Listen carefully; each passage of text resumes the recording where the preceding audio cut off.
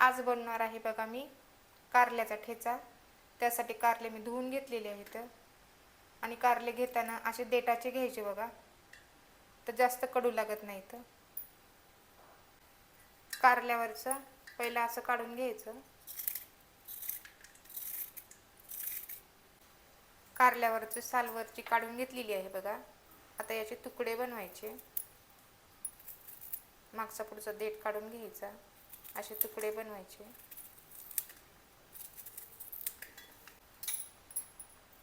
तुकडे म्हणले मी, कापून घ्यायचं पण कारल्याला असं।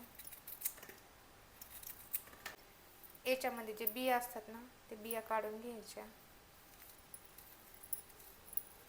असं चाकू फिरवलं की बरोबर बिया निघतात बघा, बघू शकता।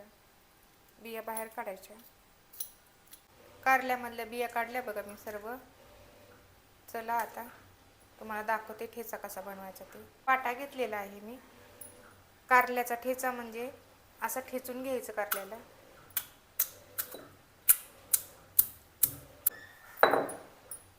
याच्यामुळं कारल्याचा ठेचा म्हणतात। असं ठेचायचं, पूर्ण कारल्याला ठेचायचं।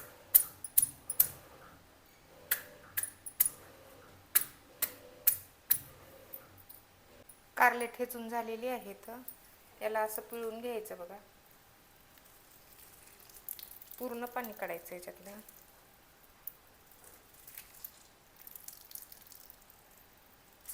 असं पाणी निघते। प्लेटमध्ये काढून घेते। पूर्ण कारलं पिळून घ्यायचं असं।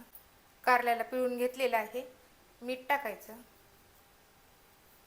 अर्ध्या लिंबाचा रस टाकायचा, कडूपणा कमी होते। हाताने मिक्स करून घ्यायचं। 10 मिनिटं असंच ठेवायचं। 10 मिनिटं झालेली आहेत। कारल्याचा ठेचा बनवण्यासाठी गॅस ऑन करायचा। गॅसवरती कढई ठेवायची। कढई गरम झालेली आहे, तेल टाकायचं। तेल गरम झालेलं आहे, थोडं हिंग टाकायचं, जिरे, लसणाची पेस्ट, कापलेला कांदा, लांब लांब कापला कांदा मी। कांद्याला परतून घ्यायचं।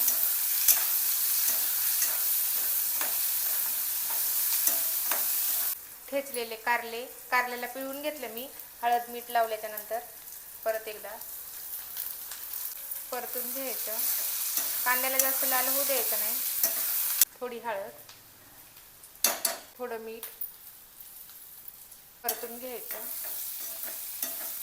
कारल्याचा ठेचा छान लागते खायला, कडू नाही लागत। 10 मिनिटं झाकण ठेवायचं। 10 मिनिटं झालेली आहेत। मधामधामध्ये फिरवायचं त्याला झाकण काढून, नाहीतर कढईच्या बुडाला लागते। अर्धा चमच लाल तिखट टाकायचं। तीळ, शेंगदाणे आणि कारळा याचं कूट आहे 1 चमच, ते पण टाकायचं। परतून घ्यायचं। असा ठेचा बनवला ना कारल्याचा, तर खायला खूप छान लागते। माझ्या मुलीला खूप आवडते, भाजीपेक्षा ठेचा तिला आवडते। वरतून कोथिंबीर टाकायचा, परतून घ्यायचं। कारल्याचा ठेचा बनवून तयार झालेला आहे। असेच व्हिडिओ पाहण्यासाठी माझ्या चॅनलला सबस्क्राईब करा, व्हिडिओला लाईक करा आणि कमेंट करून सांगा कारल्याचा ठेचा कसा झाला ते।